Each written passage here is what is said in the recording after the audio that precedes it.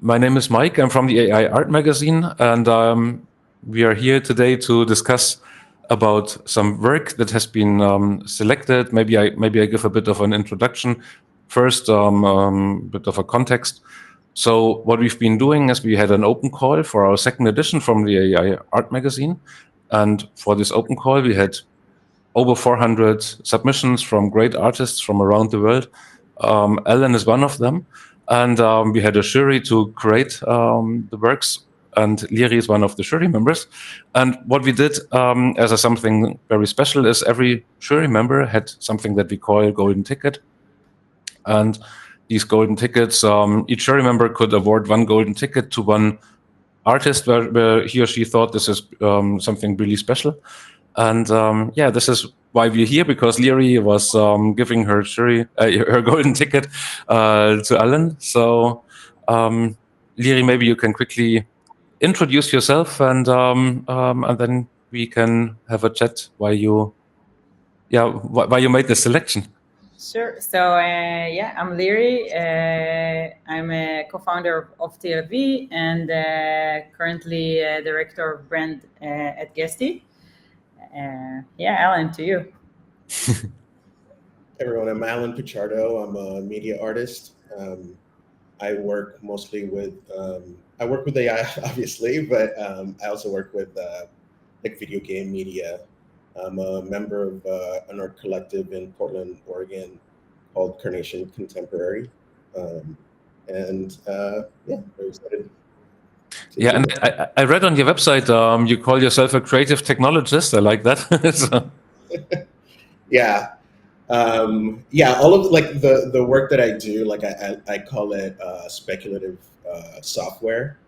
Because basically I'm just like taking things that are kind of like already out there that people use every day, and then just extrapolating like where it could go. You know, sometimes it's like satire, sometimes it's a little bit more serious, but yeah, great. So maybe we show the work, and maybe Liri, you can tell us a bit like what spoke to you and why you selected. Yeah, I can say that immediately it caught my eye. I think as human, it's like well known, we are attracted to a face or eyes, and I felt something there. It took me a while to understand if what I'm seeing is what I'm seeing. But this person with like eyes felt very, very like sick to me, or like human, not human. And that kind of tension grabbed my eyes, definitely.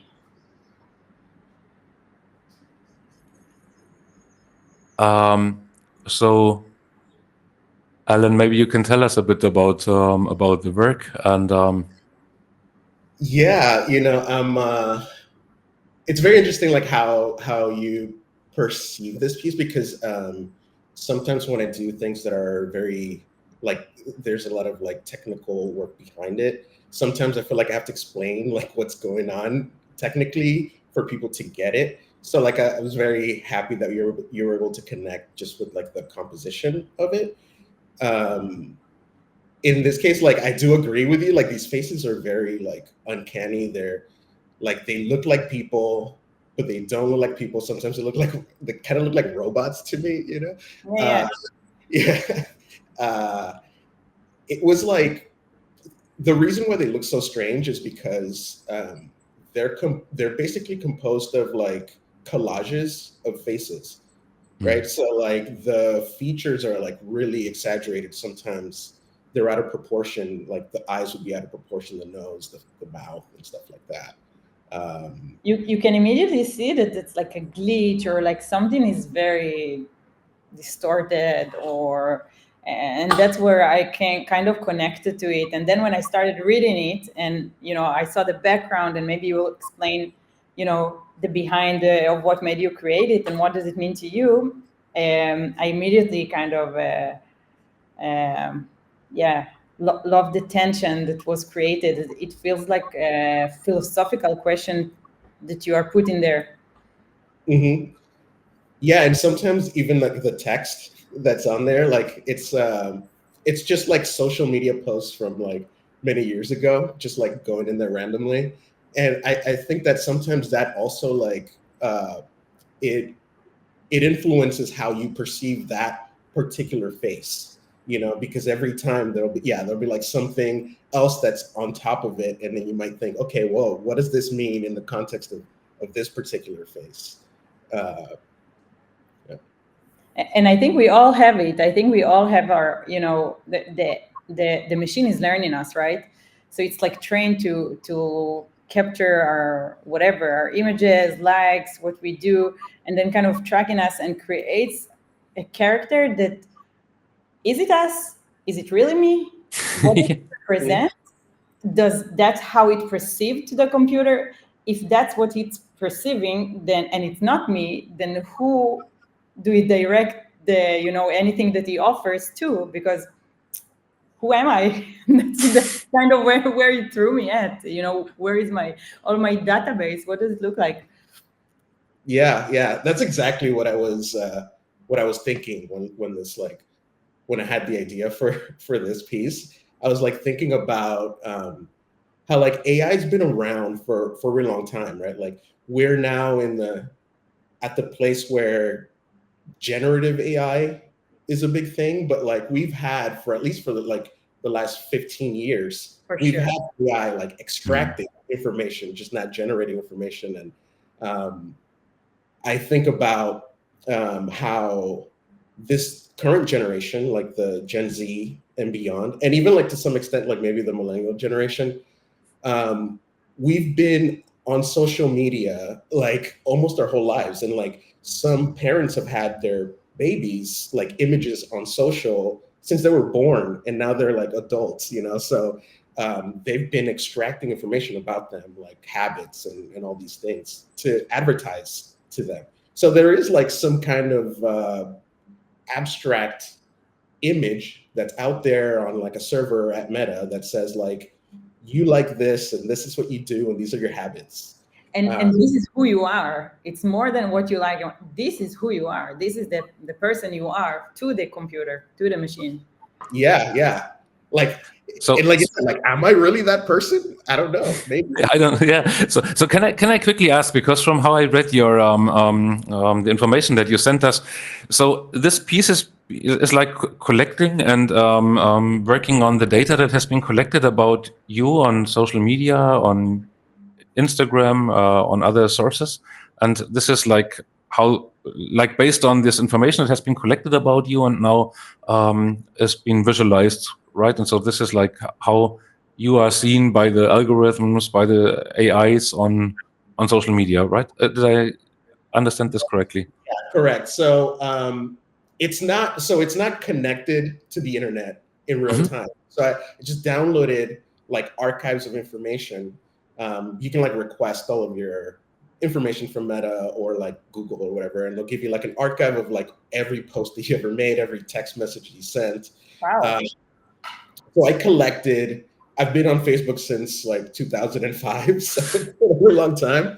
I figured, okay, cool. I'll download this whole archive. It's got everything I've ever written there, every image I've taken. So, it was kind of like a multi-step process. Like the first process was I took every image that had me in it, and then I used like a small like facial recognition model to cut my face out and then cut out every piece of my face. So like cut out the eyes, the ears, the mouth, nose, and all that stuff, and put that into some folders that I can source from and generate random collages of my face, you know, just with all these little pieces.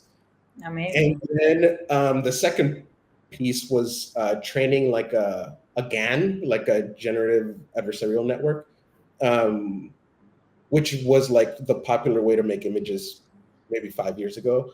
Um, and it would create new collages from like those old collages that looked like they looked like melted faces basically. And then I made it like I did like a third step, which was to take the outputs from that second model and then create this model that generates these like smooth gradient strokes, it kind of like obscures the reality a little bit more. You know, like I feel like it looks more like a painting in this way than it did before. I didn't really want it to look too realistic.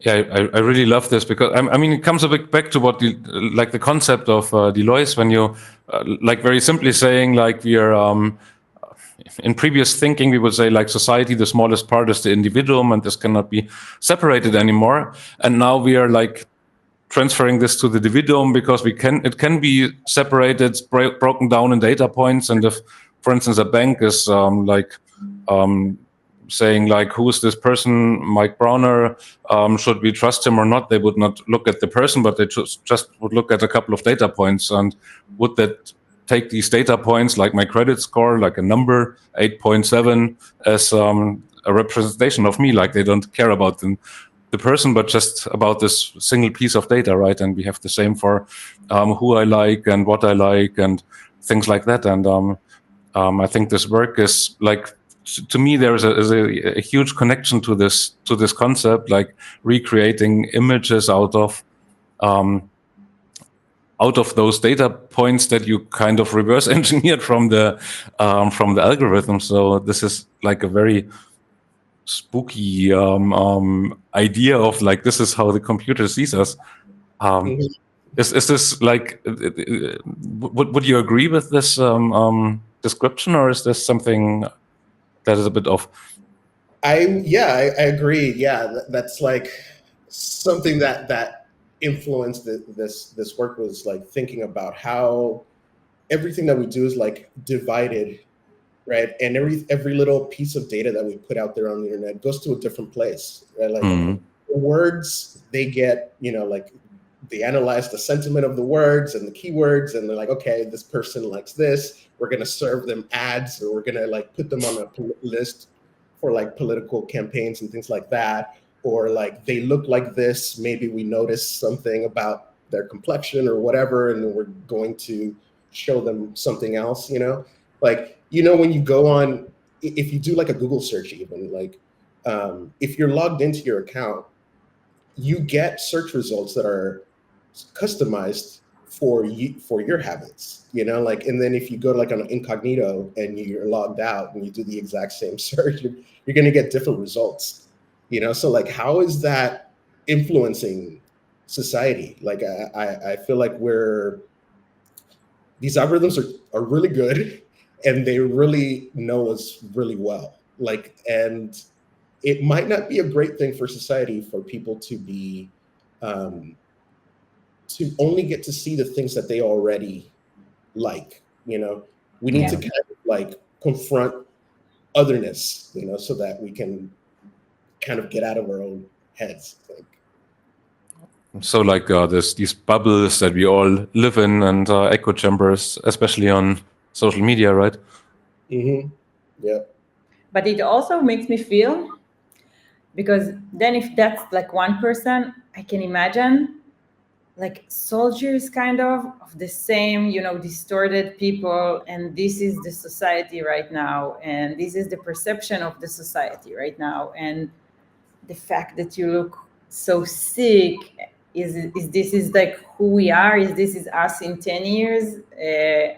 We don't know where the world kind of goes, and will we have screens and we don't have eyes, and we see, we'll be in social media, we'll be avatars, what will happen? And then maybe this would be a real representation of who we are. That's a bit spooky. Oh yeah, Mm-hmm. abs- absolutely. And Liri, you wrote in your essay that the image makes you sad. So is this the reason what you just been saying, why it makes you sad? Because you think of a bit of a dystopian. And you don't know what their future is gonna be, their Yeah. social future, the way they perceive the world, and it kind of make me think about humanity, where we are. Mm. Yeah, that's a really huge topic, right? And I've been also thinking about like I mean this work opens so many question marks when you think about it. So one topic I've been also thinking about is like is this really like how computers see us? Like is this how the like the algorithms realize us if they look at these data points? And it's also important like these data points are not collected to serve us, but to categorize us, and who benefits from this knowledge that these system build about us. So I think is something that resonated quite a lot with me when thinking about this work. Was this also like one of the topics you had in mind when creating this work? And what version of you do you think this artwork shows? Mm-hmm. Yeah, I wanted to kind of see that picture of like what is it that the algorithm thinks that I look like, right? I figured, okay, like this is going to be like a visual work. I know that the algorithm doesn't necessarily have like a visual representation of me, so there's like a little bit of like interpretation in there. But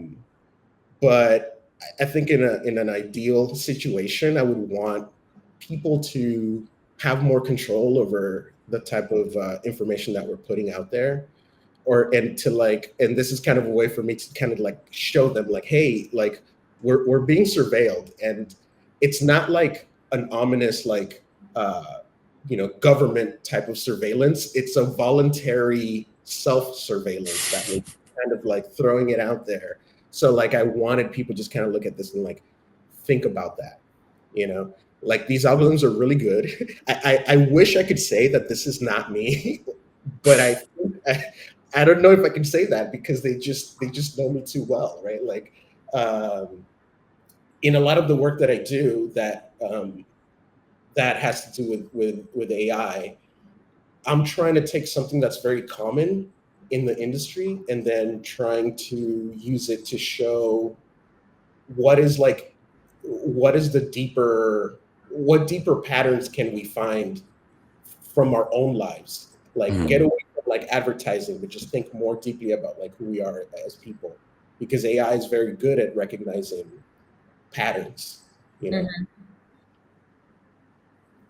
Yeah, this really you just said it knows you too well. So this just reminds me, I'm just back from Ars Electronica in Linz, and there was a huge installation. It was just two buttons, and there was a question like, "Do you think algorithms know you better than your friends?" And then you could hit one of the two buttons, like yes or no. And what was super surprising to me, like, was way more people said no, algorithms don't know me better than my friends. But I'm not so sure about that. Wow. So what? They really don't know technology. Sorry. It means they really don't know technology. Yeah. So what? I think what you're just talking about and your work circles a bit around that. Probably algorithms know us way better than we think. Yeah, it's kind of sad to realize that, like, because you want to there's like a human connection that you have with people that can't be replicated by a machine, but because we have these devices on us constantly, they know all the secrets that we don't tell other people, and they're collecting them, and they've been collecting them for so long, 20 years, that like, okay, it's your oldest friend probably. Yeah. Intimate, yeah. And the oldest friend that never forgets a tiny little detail, right? Have the list. Yes. Yeah, they have the receipts for sure. Yes. So there was one thing in your essay, Liri, that really made me think a lot. So you said when you first encountered the project, it felt like you were looking at a no, sorry. No, I collected something, but now I forgot it. You said you described the distorted face as a mirror of technology reshapes humanity. I thought that was really, really interesting um, line, and I think it's connected a bit to what you said before about the future, right? Yeah. Eventually, this distortion is what define us, and is the distortion us really, or is it not? Is it a translation of a machine, and then it doesn't reflect me, but everything I get is due to that reflection? It's really, really philosophical. I feel there's a lot of depth into it. It actually made me think a lot. Like after, I haven't think. I honestly, I haven't thought about it before like selecting this, and kind of it it echoed in me, and then I started thinking about it, and yeah. Yeah, so I think we can really thank you for like sharing this great piece of work with us, because it really, as Liri just said, same for me. I mean, it really made me think a lot, and I think this is something really beautiful if an artwork managed to yeah, resonate and make you think. It's Maybe you also can. interesting Yeah, with sorry. AI, because I think today we have this magazine, right, that I'm honored to be a jury on, and then how do you judge what is a good AI, and then Mhm. that, for me, I'm constantly thinking in each magazine, like, everything is beautiful, everything is interesting, but then what makes you think? What question put things in question? What raise, something, an idea, and I think that's kind of our mission in this. I see it as my mission in the art magazine. Looking for something that has a story to tell, that is different, because it really blurring the boundaries of what you can do. Yeah, I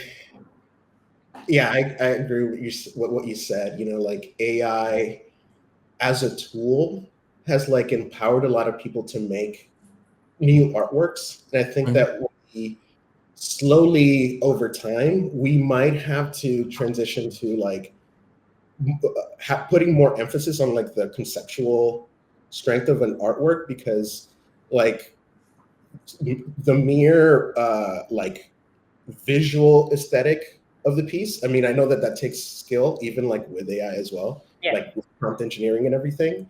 But like the model is always going to generate something that's like very pleasing.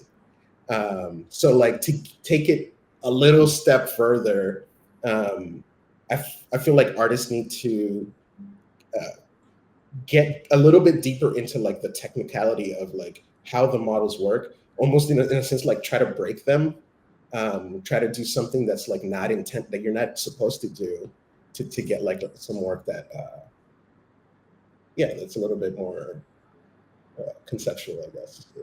And then we beat the machine again, because it's not the outcome, it's the thought of the human who makes it. So there's a circle.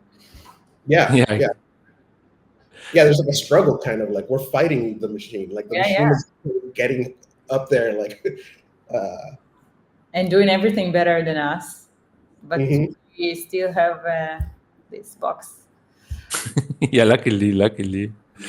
for now. So yeah, I think I would before we open the room for questions from the community. So if anyone has a question, please drop them in the comments, and we're happy to. I guess I can speak for all of you. We're happy to answer them. But maybe in the meantime, I would be super interested in like your other work that you're currently doing, and if this is connected to machine gaze, or if there are any like is there an topic that follows those other works that you're currently working on? Yeah, a lot of the work that I do has something to do with AI in one way or another. Um, so, like one of my previous works was this one called "Follow the Drinking Gourd," which um, basically was a way of like reconstructing history, like the history of the African diaspora in the Americas through music. So like I trained like a model that could analyze music by similarity, and then like I tried to correlate that to a map of like people's travels, because there's like a lot of rhythms that are present in like let's say American music, but they're also present in like Jamaican music or like Belizean music, you know. So like where are the threads? And through those connections, then I'm able to like infer like the travels of all of the different cultures that are there. Though machine gaze was kind of like a turning point, I think, because this technique, like the model that I trained for machine gaze, is very simple. Actually, a CPPN, a compositional pattern producing network. It's like a very like simple neural network. You can run this thing on a calculator. Probably it's like very tiny, but they are. It's able to capture like strokes very well, and you can zoom into them like infinitely. So you can, like I could print out something that's like I don't know, like whatever resolution you can think of. Like this thing will generate it, right? Oh, wow. So it's like very appealing for like visual arts. So like now I'm working on a new one that is it's related to the philosopher Byung-Chul Han, like wrote this book called the Agony of Eros, where he talks about how like love is dying because through social media and like dating apps and things like that, people have so much selective power that they've like essentially eliminated things that are like the otherness out of like their own experience, because you can pick what you like, and only though you don't have to be confronted with like the otherness in another person. So like I'm working on one that's kind of similar to this. It's going to be faces also, but I want it to be like a gallery experience where like as people come into the gallery and they like see the portrait like takes a picture of their face and then adds it to like a database where over time it keeps morphing this face into like a composite face. It's almost like a mirror, but it's a mirror that shows you only the other person, you know, not yourself. Wow. Sounds really interesting. Yeah, so that's what I'm working on now. Hopefully, it So won't take me as long as this one. This one took me so long.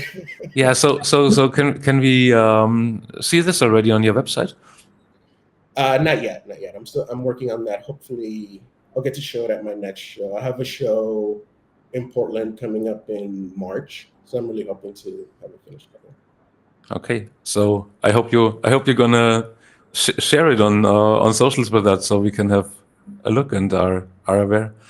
So I did not see any questions from the community, but I think you can also, if you've watched the recording later on and see and the question comes to your mind, you can also drop it in the comments there, and we can answer it over there. So thank you so much to both of you for taking the time and having this conversation. It was really wonderful talking to you about machine gaze and selection process.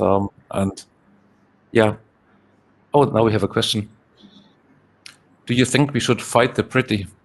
Making things pretty is particularity of AI. Should that be embraced? Should we fight the pretty or what? Sorry. Should we fight the pretty? I think we need to challenge what can be made easily. Mm. Yeah, I agree with that. Like these models, they're kind of conditioned to make something that looks really really pretty, right? Like let's use that word. It's already made to be that way, right? And I think if you're like challenging that, you have to go against it a little bit, you know.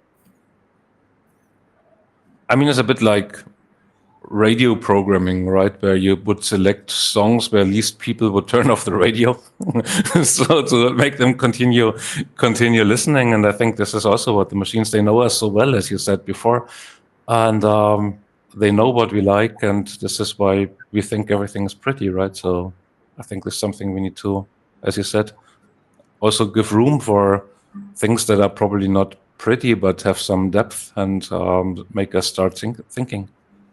Mm-hmm. So, Okay, any other question? Oh yes, here, yeah. Hello, Mike. Hello, Liri. Could Alan give a few technical words about how he remixes social data to make portraits, a specific AI or model?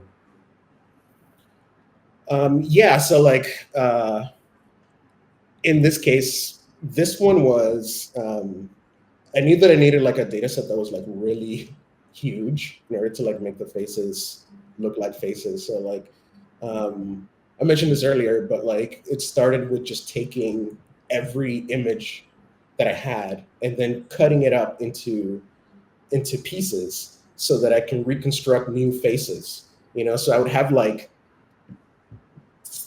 hundreds of thousands of like permutations of faces, and that through that I had like a large enough data set. And then in this model, like if you want to talk about like the technicals of this thing, it's basically a GAN where I take the generator piece and replaced it with a CPPN. Like a lot of I'm trying not to like talk too many like acronyms and things like that. They But want the technical. They want yeah, it's the technical. But I replaced the generator with a CPPN. So once I trained it, like rather than making a realistic, like lifelike face, generated these like strange brush strokey faces because the CPPN is so simple that it can't make anything realistic. But what it can learn are like the primitives. So it can learn like the shapes and like colors and things like that. And yeah, and then I use that to like either output images like directly. In this case, for this piece, I also I wrote a transpiler that could convert the model to a shader, and the shader is basically like a computer program that runs on your GPU to like do like visual effects. The people who do like 3D graphics, like they write shaders a lot. And in this case, the shader is the neural network, so that way it can generate faces very quickly. What gave the colors? Because they're very like RGB. Yeah, the colors came naturally. So like I guess that's just kind of like how the network is. It's so primitive that it can't like learn like high frequency changes in the colors. Like it's more like low frequency. I did like add an effect, like a bloom effect on top of it, just to like make the colors pop out a little bit more. Thank you so much. So that was, I think, also for all the more tech interested people, a lot of super interesting explanation. And again, here, yeah, technically enough, thank you, very clear. So perfect. So I think if any other questions come up, please put them in the comments. I'm sure you can answer even more technical questions or also questions on philosophical background and whatever it is. We will check the comments. And again, thank you so much, both of you, for your time. It was really a pleasure talking to you. Likewise. Yeah, Hope to see you again soon. Bye. everyone. See you.